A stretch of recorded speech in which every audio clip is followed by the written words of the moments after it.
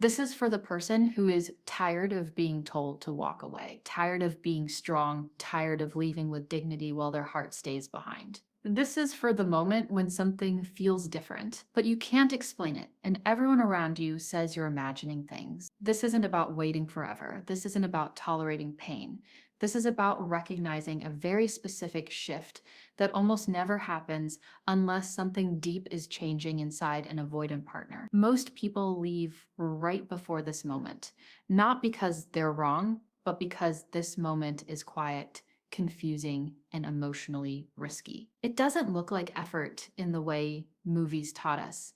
It doesn't come with grand apologies or sudden emotional fluency. It comes as a subtle pause, a hesitation, a crack in the armor. And if you don't know what you're looking at, you will mistake growth for distance and walk away right as something begins to open. The avoidant partner has spent a lifetime surviving by not feeling too much, not needing too much, not staying too close. So when a shift happens, it doesn't look warm at first. It looks uncomfortable. It looks like silence that feels heavier than before. It looks like someone who is no longer running confidently, but also doesn't know how to stay yet. This is the moment the title is pointing to. If you see this shift, please don't leave out of fear alone. Leave if there is harm. Leave if there is disrespect. But don't leave just because the old pattern is breaking and you don't recognize what's replacing it yet. This script is about helping you feel the difference, so you don't abandon something that is finally trying to breathe. The shift is so subtle that it almost feels like nothing is happening, and that's why it's usually dismissed. The avoided partner doesn't suddenly become expressive or emotionally available. Instead, they slow down, their reactions lose speed. Where they once pulled away instantly, now there is a pause. Where conflict once triggered immediate shutdown, now there is silence that feels different, heavier, more thoughtful. This isn't the silent treatment meant to control or punish. This is silence filled with internal noise. They are thinking in a way they never allowed themselves to think before. They are replaying moments. They are questioning their own reactions. They are sitting with discomfort instead of escaping it. For someone who has built their entire emotional safety on avoidance, sitting with discomfort is a massive internal event. You may feel ignored in this phase, and that pain is real, but the difference is this: before, their distance felt empty. Now it feels charged. You can feel that something is happening beneath the surface. Even if you're not being invited into it yet, this is when many people leave because it feels like emotional neglect. But emotionally, the avoidant is closer to the relationship than they've ever been. They are no longer certain that leaving is the answer. They are no longer calm in their detachment. Their silence isn't relief. It's confrontation with themselves. If you mistake this internal shift for a lack of care, you may exit right when they are internally crossing a line they never crossed before. How they handle conflict, not in perfection, but in confusion. Before, conflict triggered a clear pattern: deflect, minimize, withdraw, or disappear. Now conflict leaves them unsettled in a new way. They don't argue as sharply. They don't defend themselves with the same confidence. Sometimes they say nothing at all, but their body language gives them away. They look conflicted instead of detached. They may leave the conversation, but not with the same finality. There's hesitation, as if part of them wants to stay and another part is panicking. This internal split is exhausting for them. Avoidants are used to emotional certainty, even if that certainty is avoidance. When that certainty breaks, they feel disoriented. They may seem more distant on the surface, but internally, they are closer to the emotional core than ever before. This is not regression. This is destabilization, and destabilization is often the doorway to growth.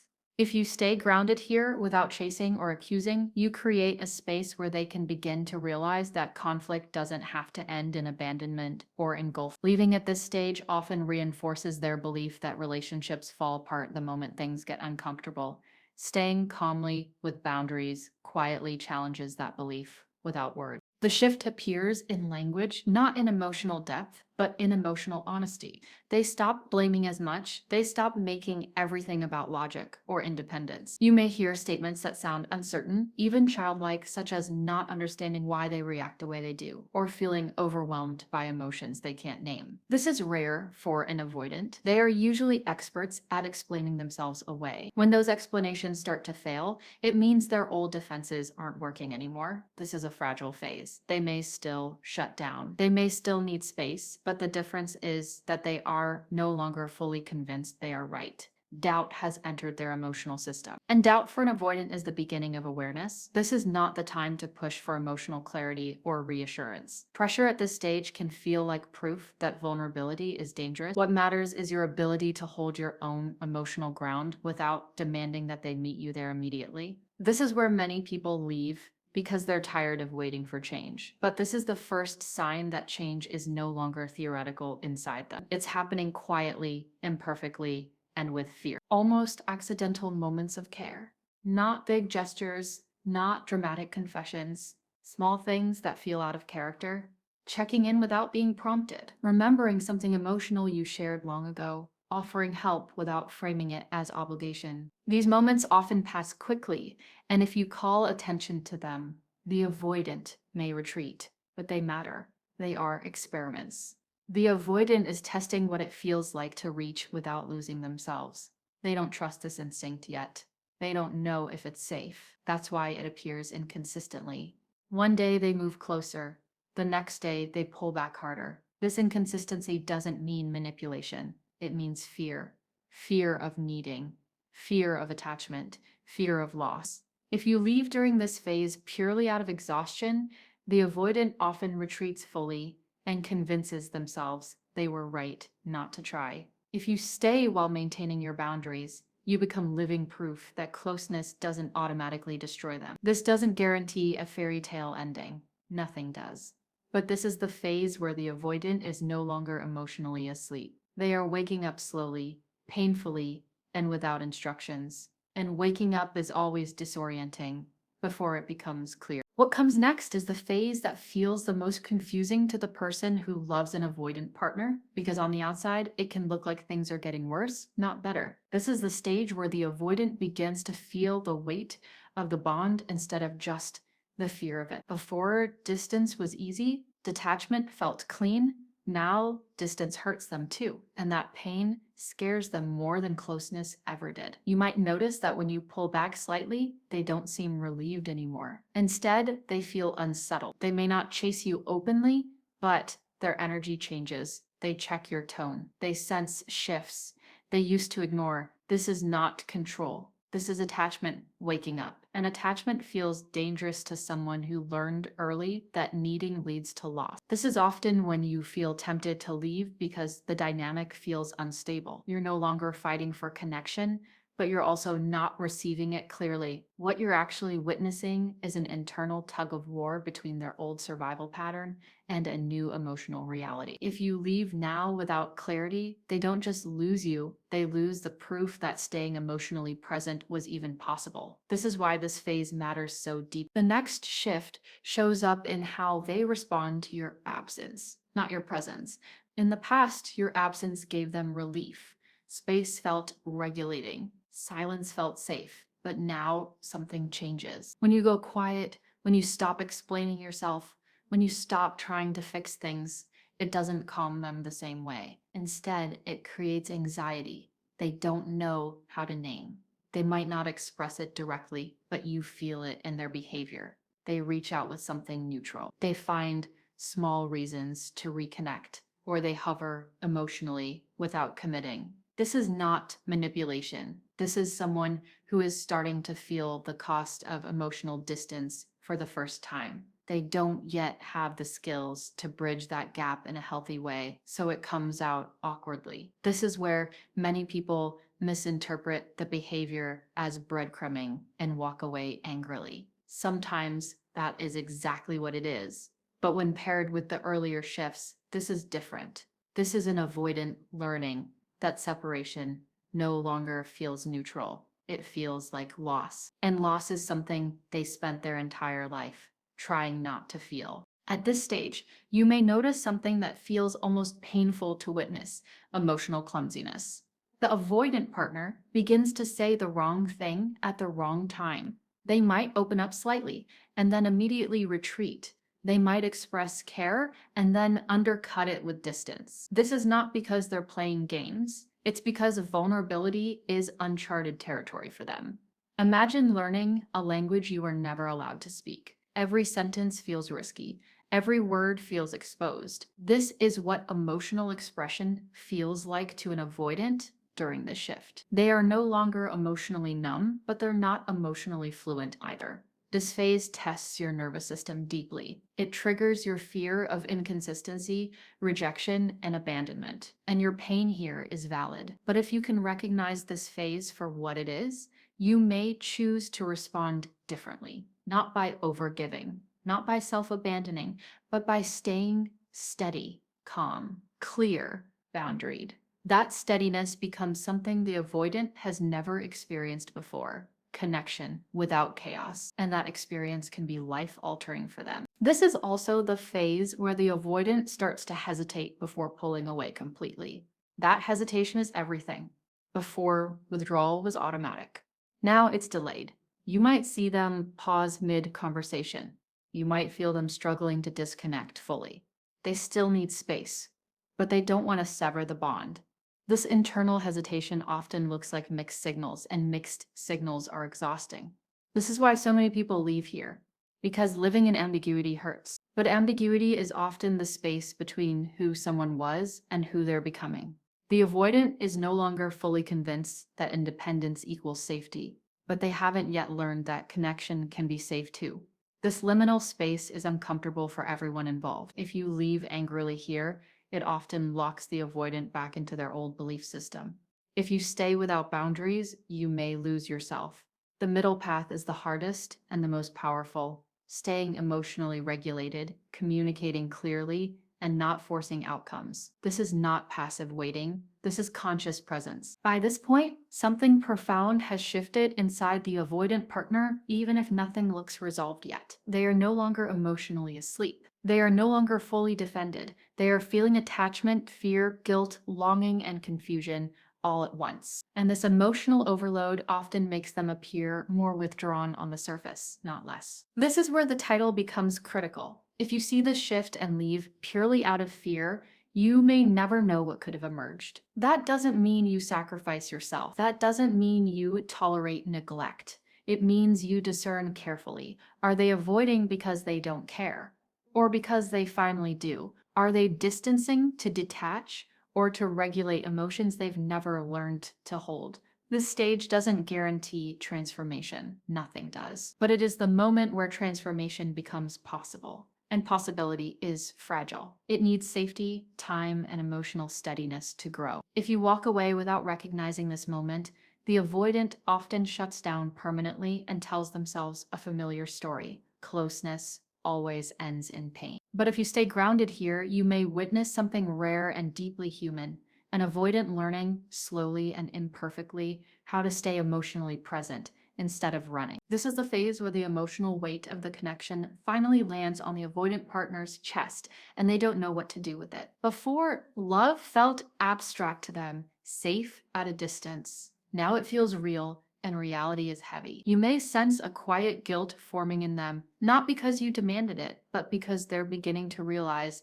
that their distance has consequences. This guilt doesn't show up as apologies. It shows up as restlessness, as distraction, as moments where they seem preoccupied even when you're together. They are carrying an internal awareness they didn't carry before: the awareness that you can be hurt, that the bond matters, that walking away would cost something real. This awareness is terrifying because it introduces responsibility. Responsibility for emotions, responsibility for impact, and for someone who survived by staying emotionally unaccountable. This feels overwhelming. Many people misinterpret this phase as emotional withdrawal or loss of interest and leave in self-protection. But often, this is the first time the avoidant has ever allowed themselves to feel the weight of being important to someone. That weight doesn't feel romantic to them. It feels dangerous, and yet it means something inside them is no longer known. During this stage, you may notice that they start to test emotional safety in subtle ways, not by asking deep questions, but by watching your reactions. They pay attention to how you respond when they're quiet, when they need space, when they fail to show up perfectly. They are unconsciously asking a question. They don't know how to articulate. If I'm not ideal, will I still be safe here? This is not manipulation. This is attachment fear. They are scanning for signs of rejection, disappointment, or emotional overwhelm. If they sense volatility, pressure, or emotional chasing, it often confirms their worst fears. If they sense calm boundaries and emotional steadiness, something inside them softens. This is why your regulation matters so much in this phase. Not because you should suppress your needs, but because consistency feels revolutionary to someone who learned love was unpredictable. Leaving abruptly during this testing phase often reinforces the belief that closeness always leads to emotional danger. Staying doesn't mean staying silent. It means staying grounded, clear, self-respecting, and emotionally honest, without force. This is also when the avoidant may begin to confront memories and emotions they buried long ago. They may not talk about it directly, but you feel the shift. Old wounds surface when intimacy becomes real. Fear of abandonment, fear of engulfment, fear of being seen and found lacking. These fears don't belong to you, but they get activated by the closeness you represent. This is why they may seem emotionally younger during this phase, reacting from a place that doesn't match their age or logic. You're not dealing with a calculated adult strategy here. You're witnessing a nervous system revisiting unfinished emotional business. This is where many people feel exhausted and leave because they don't want to become someone's emotional teacher or healer. And that boundary is valid, but it's important to recognize what's actually happening before you decide. This isn't stagnation, this is excavation. Emotional healing always looks messier before it looks stable. And avoidants often go through this process internally before they ever show consistent change externally. Here, the avoidant reaches a quiet crossroads. Even if they never announce it, one path leads back to emotional shutdown, where they can feel safe but alone. The other path leads toward emotional risk, where connection exists alongside fear. This is where your presence or absence becomes symbolic, not in a dramatic way, but in a deeply internal one. If you stay while honoring yourself, you become evidence that intimacy doesn't require self-erasure. If you leave with anger or emotional chaos, it often confirms their belief that relationships inevitably become unsafe. This doesn't mean you stay at all costs. It means you choose consciously, not reactively. Many people leave here thinking nothing was changing, unaware that this was the very moment the avoidant was deciding whether closeness was survivable. This decision doesn't happen in conversation. It happens in observation, in emotional experience, in whether they feel regulated or overwhelmed in your presence. This is why this phase is so quiet and so often misunderstood. By now, if the shift has truly begun, the avoidant is no longer capable of pretending the connection didn't matter. Even if they pull away, they don't detach cleanly. Even if they need space, it doesn't feel relieving anymore. This is where grief enters the picture. Not just the fear of losing you, but the grief of realizing how much they avoided feeling in the past. This grief can make them appear distant, moody, or emotionally unavailable again, but underneath it is something new, emotional depth. This is the point where many people walk away saying, I waited long enough. And sometimes that is the healthiest choice. But sometimes this is the moment right before a deeper emotional shift takes hold. Avoidants don't change through insight alone. They change through lived emotional experience, through staying present in moments that once triggered escape. If you're still here at this stage, it means something inside you senses that this is not the same pattern repeating.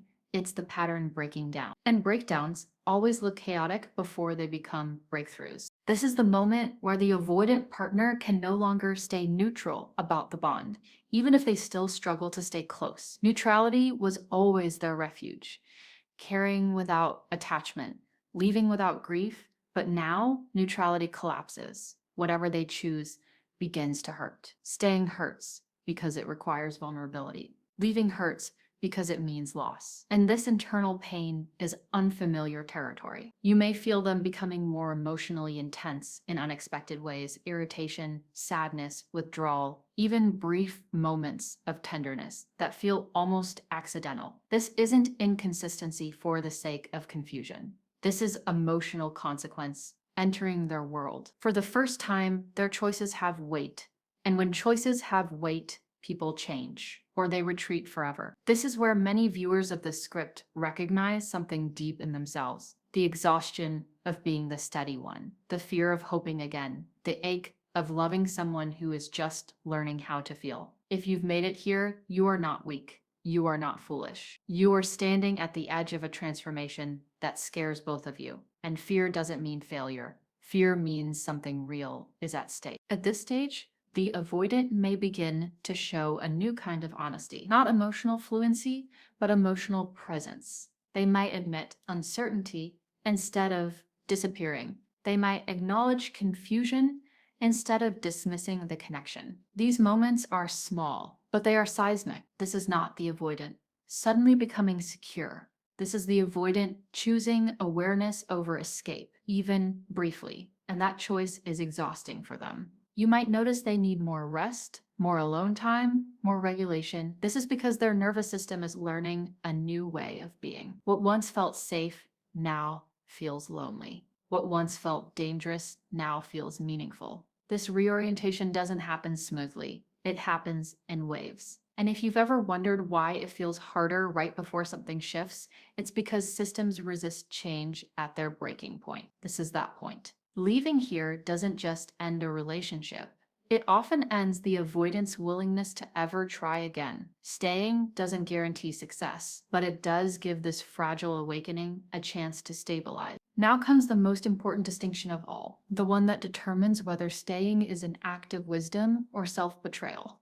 You begin to see whether the avoidant is moving toward integration or retreat. Integration looks like effort. Even if imperfect, it looks like accountability slowly forming. It looks like them naming needs, setting boundaries, or seeking understanding instead of disappearance. Retreat looks like chronic shutdown, blame and emotional disappearance without repair. This is where you stop listening to promises and start watching patterns. Emotional awakening still comes with mistakes, but it also comes with movement. If there is no movement, no repair, no attempt to bridge distance over time, then the shift has stalled. And loving someone does not mean sacrificing your own nervous system. This script is not asking you to stay no matter what. It is asking you to see clearly, because clarity is kinder than hope without evidence. And if you do choose to leave at this stage, you leave knowing you didn't abandon something prematurely. You leave knowing you stayed present long enough to see the truth. If the avoidant does continue forward, something profound begins to happen. They start to internalize the experience of connection as survivable, not perfect, not easy, but survivable. This changes everything. Their fear doesn't disappear, but it stops being in charge. They may still need space, but it's communicated instead of weaponized. They may still struggle with emotion, but they no longer deny its existence. This is the slow birth of emotional security. It doesn't feel cinematic. It feels ordinary, quiet, real. And that ordinariness is what makes it powerful. Many people leave right before this stage because they expected fireworks and got fatigue instead. But real attachment repair feels calm, not intoxicating. It feels like exhaling after holding your breath for a year. If you've ever wondered whether love is supposed to feel peaceful instead of painful, this is where that answer begins to reveal itself. So if you see this shift, this quiet hesitation, this emotional confusion, this imperfect movement toward presence, please don't leave out of panic alone. Leave if you are being harmed. Leave if your boundaries are ignored. Leave if you are losing yourself. But don't leave just because it's uncomfortable to stand in the in-between. Avoidants don't heal through abandonment. They heal through safe connection experienced over time. And sometimes you are the first safe connection they've ever known. That doesn't make you responsible for saving them. It makes your role significant. Whether you stay or go, let it be a conscious choice rooted in truth, not fear. Because the most painful endings are not the ones where love failed, but the ones where love was just beginning to wake up and no one recognized it in time.